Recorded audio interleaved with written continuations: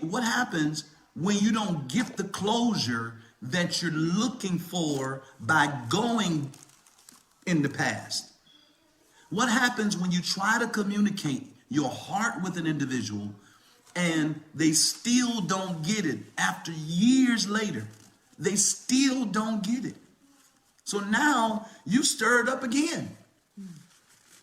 As if it just happened, whatever the situation, you stir it up again and you upset and you angry, you mad, you cussing and fussing, and it's got you looking crazy.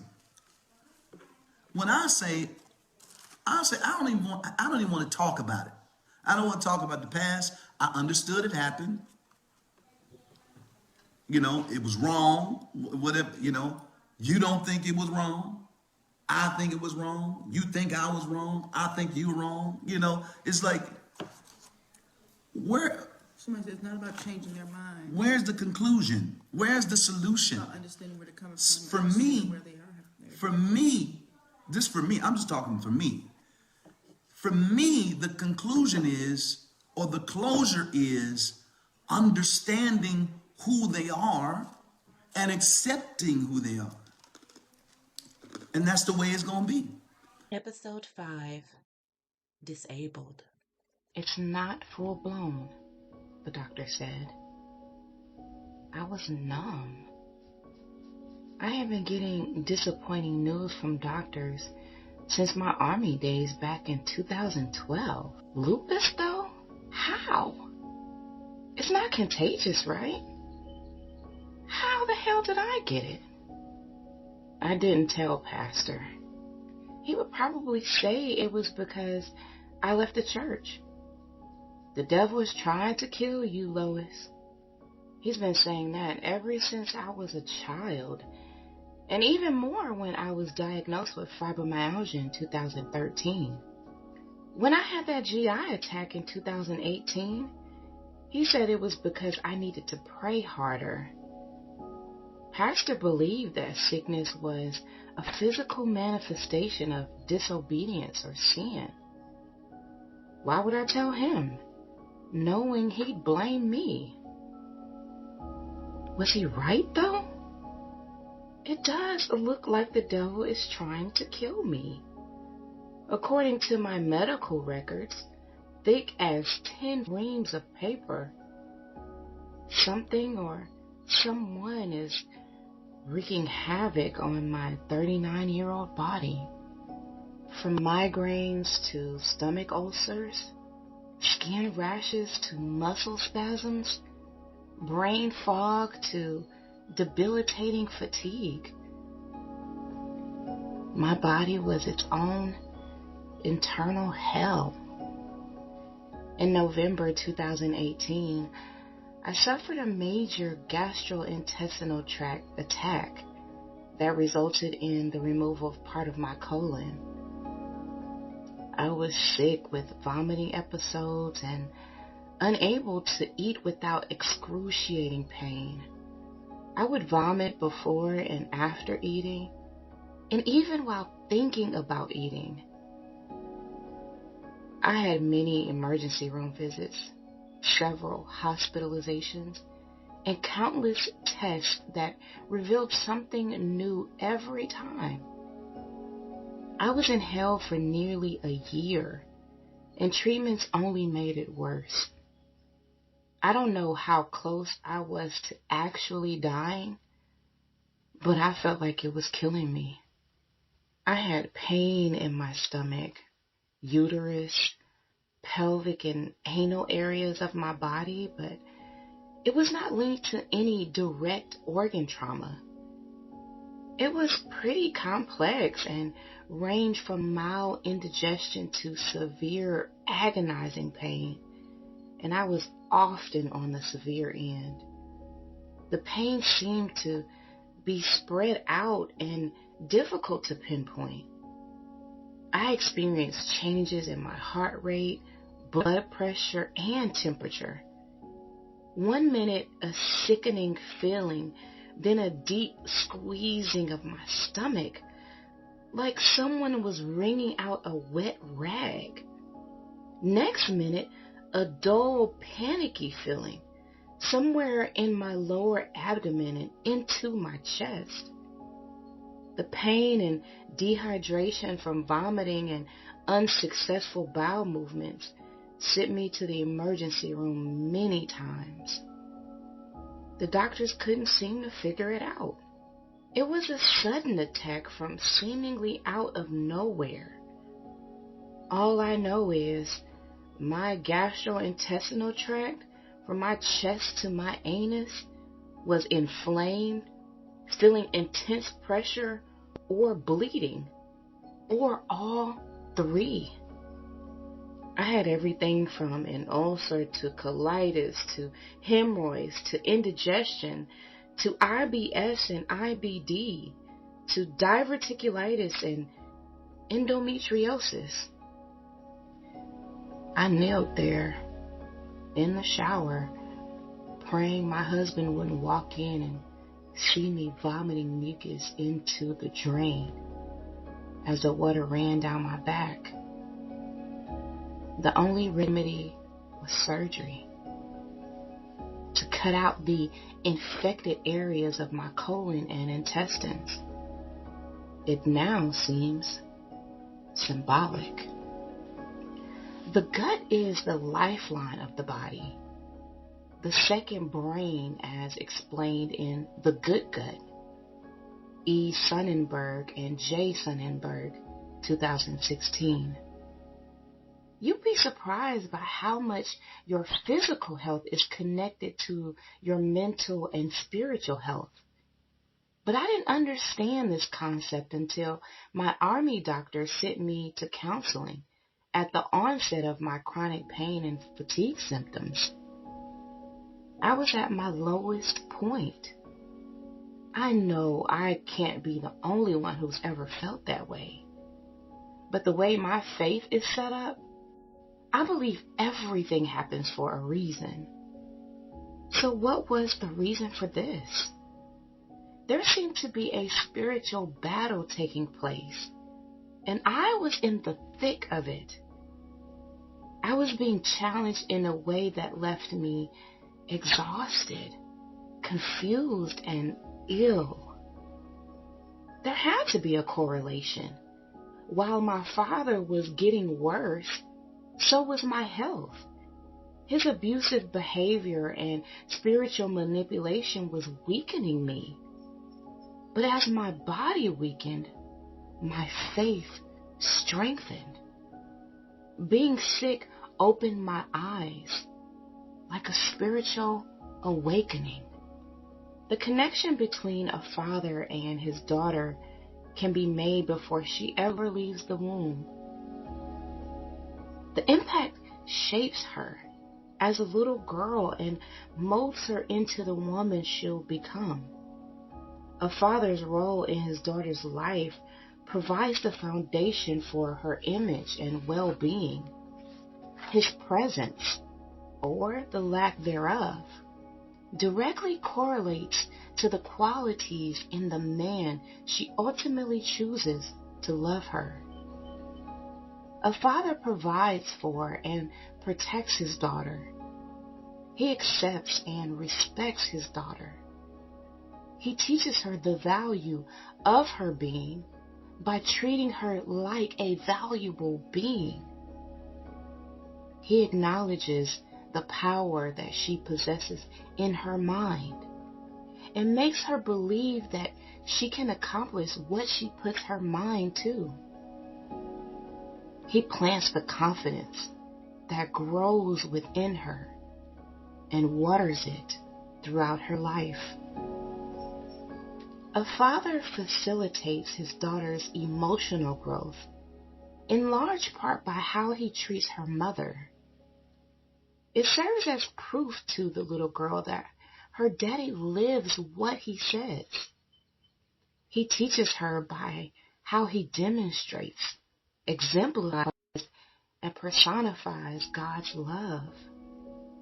A father can be a powerful demonstration of real, eternal, and unconditional love, and can send a clear message that his daughter is worthy.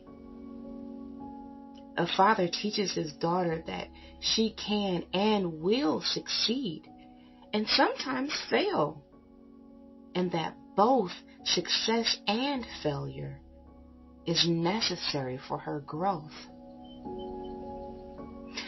At least that's what I learned when I did my research on how a father-daughter relationship should be. That wasn't my reality. Our relationship was different. Oh, this would be a bad move for you to do that. Please don't. Please, Daniels, please no. Please no. Tell your husband I say I do not accept his resignation now. Says no. Tell her I do not want to talk to him about it. I don't want to talk to him about it. Tell her he knows it's wrong. He knows the time is wrong. He knows that that's wrong. He knows. Phil and I were on the same page about this. Yes, I'm your spiritual advisor. I'm your not only, Dad, you can't get that away from me. You got that. You know, even if that's, you know, when I die, your daddy's dead. Look, I'm got a spiritual advisor. I'm the one that's there. I'm the one at the hospital. No. No, no, no, no, no, no, no, no, no, no. I didn't choose this life as the pastor's daughter. It was chosen for me. The title, the sacrifices, the demand, the fear of making mistakes, the uncertainty about my importance in this world, and the pressure to be perfect were not my choice. For a while, I experienced the joys of seeing lives changed, felt a sense of purpose, and served others. However, I lived my life in the spotlight, and everything I did was analyzed, scrutinized, and judged as a representation of my Father. I had to be an angel, and life in the pastor's house was dress rehearsal for when I was outside of those four walls. I knew how to behave. My father trained, groomed, and molded me. I gave up my identity at birth. I was born into this role. His calling was my calling. His mission was my mission. His responsibilities became mine. I wasn't delusional, though. I knew my father had his issues, but mostly I put my head down and worked. I served as the praise team leader, directed the choir, taught and mentored the youth. I supported my father's ministry and raised my children in his church. But clearly, that wasn't enough. I see things that you don't. Honey, I see things that you do not see. I know who your husband is, you don't. I know who he is, you don't. You don't even know him. Your husband is going places. He has to have the right people push him, and not push like, you know, in a negative push. No, he has to have the right people say, look over there. That's God right there. Now go on over there and talk to God. That's who you are right there. Your husband is a mighty man. He's a mighty man. You don't know who you got, Lord. So you don't know who you are. You don't know. And I know you don't know. Nobody could pull out of you what's in there. Nobody. And nobody's not supposed to. You got a destiny. You got 15 years of building this church right here. You got 15 years of building this church right here, Lord. 15 years of your work, your blood, your sweat, your tears, your money, your kids, you know. I was well aware of all I had sacrificed. Phil, the boys, and I loved to serve. And we would spend countless hours cleaning, practicing, and serving where needed. We gave freely and cheerfully. We would even donate quality and brand new goods to the church, that my father would take, sell, and pocket the proceeds. It's okay. Clean him up there with his auntie. Oh, that's okay. Yeah. That's all right. And when all that is gone, when all that is over, he has a place. He has a church of his own. This is his blood. This is the foundation. They are blood too. But my father always felt that my son's paternal family were beneath him. You go up to Detroit, nobody's gonna pastor Ella Haddon's church but his children and his grandchildren, baby. Nobody's, that ain't gonna work. Nobody's gonna pastor Charles's church. He's got too many kids. He's referring to my uncles, who both have churches. Elder Haddon is my famous cousin's father, who is a bishop in Detroit. I guess you can call him my father's arch enemy. Supposedly, Bishop Haddon tried to kill my father back in the 80s when he was a young minister. That's why we had to flee Detroit. Hell, we fled the entire country and moved to Germany to escape the threat. I believed it most of my life. I didn't know any better. Now I know my father was just jealous of them. And we all know how irrational a jealous person is. In case you don't, he got mad at my cousin for not inviting him to be on the Preachers of LA show. We don't even live in LA. Unless he assumed it stood for Lower Alabama. My father would be better suited for a show more appropriately titled Small Town Preachers. Nobody's gonna handle that church. Nobody's gonna stand at the gate. Nobody's gonna stand at the gate of this church right here. It's not by accident that George Jr. is at that door. It's not by accident. It's not by accident. Nobody can harm me. Nobody can harm me. But people may shoot in missiles, innuendos, nests, pass, all that. They can't hurt me. Not with my kids at the gate. My kids are there. I existed to serve him. We all did. He told us as much. The provisions, protection, acceptance, emotional support, and unconditional love were what I needed. But my father craved it like an addiction. And if he didn't get what he wanted, I didn't get what I needed. You mine, Lord. You my baby. You my sugar. I don't care if you mad at me. You mine. I'll die for you. And you know it. I never expected my father to be perfect. The child doesn't even know what perfection is. But that's what he expected of me. Just like any little girl, I innocently wanted to please my father. And I wanted his attention, affection, and love. I feel like I sacrificed myself for it. I don't remember making art or coloring pictures or making him a special breakfast or whatever normal little girls do. He would accept nothing less than a grand display in front of the entire church and repeated declarations of lifelong loyalty and duty. So I sang. I served. I was dedicated and loyal. I presented my accomplishments, achievements, education, and abilities as gifts to my father.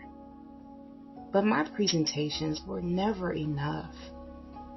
I didn't get the satisfaction of feeling like I was enough, regardless of my achievements.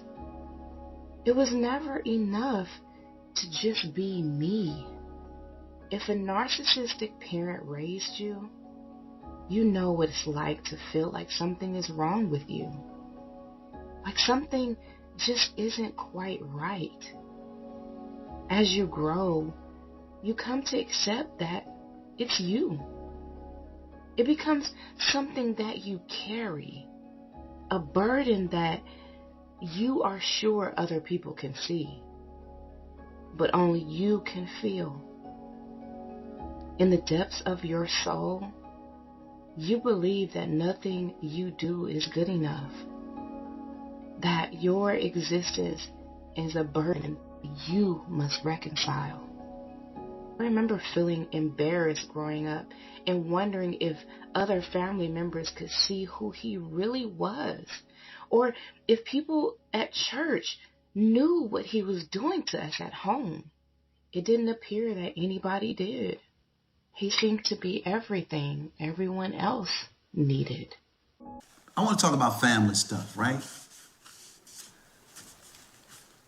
Because I realize why Jesus said, I was preaching about it Sunday.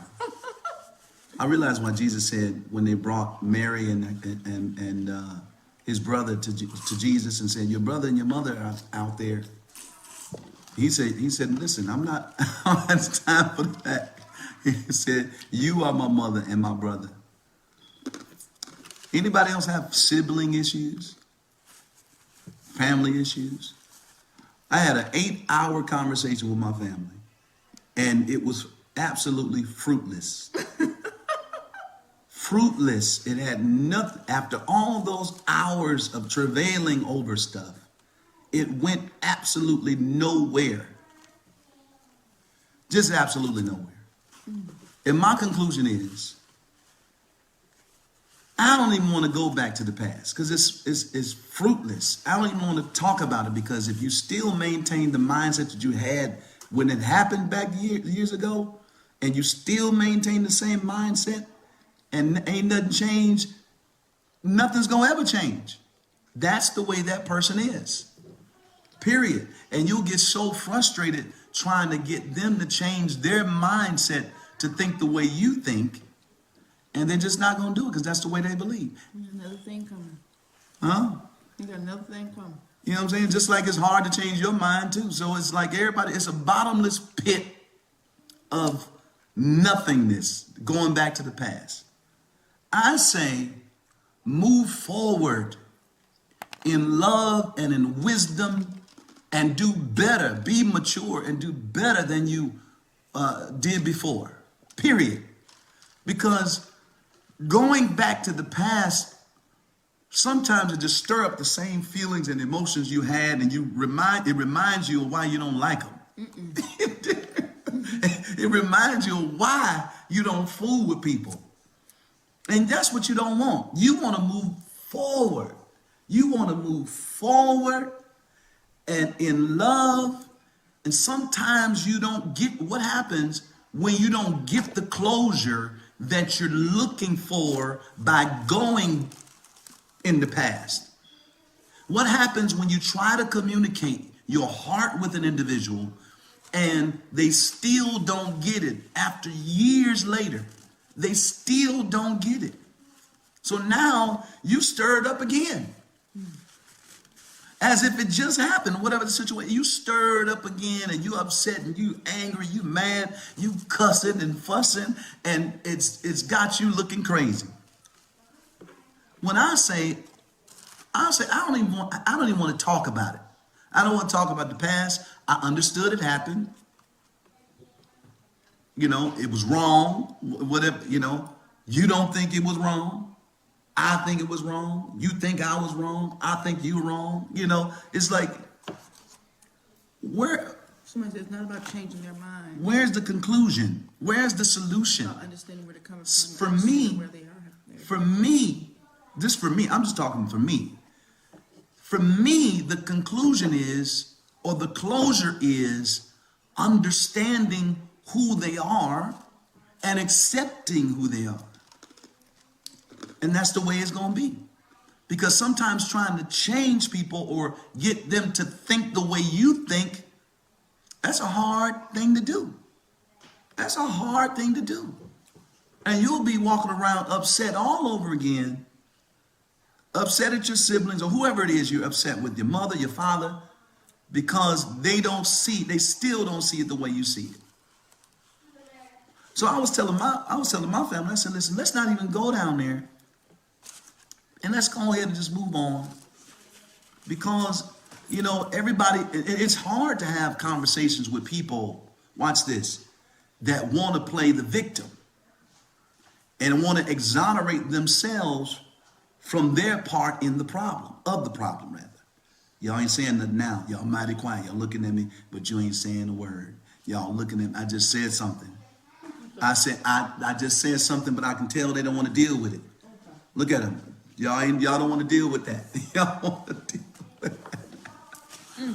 I said it's hard having a conversation with somebody that want to play the victim.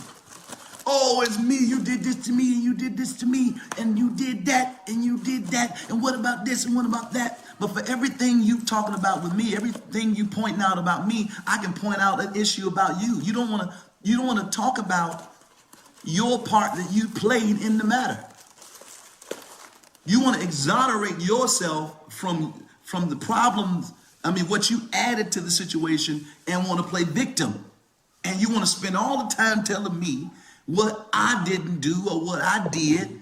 But the minute that I bring up what you did is, oh, that ain't really that. That ain't happened like that. Oh, I didn't know. Oh. No. Since y'all want to go down memory lane, for everything that you got, I got 10 things, 10 issues. For every one issue you got with me, I got 10. The only difference is I care not to drag you down that road because it's the past. That's the unresolved issues. Y'all ain't saying nothing. Patsy, unresolved issues. What if, this is what I'm saying, Patsy, I'm saying, what if there is no resolve? What if you can't get what you're looking for from that individual? That's what I'm asking, Patsy. What if you cannot get what you are searching for from that individual? What if you're searching for understanding? Sometimes the understanding is understanding they are the way they are. They do what they do. It is what it is. That's it. Move forward. That's why the Bible tells us, I didn't mean to go Bible on y'all. I just want to have a regular conversation. Bible class is on Thursday.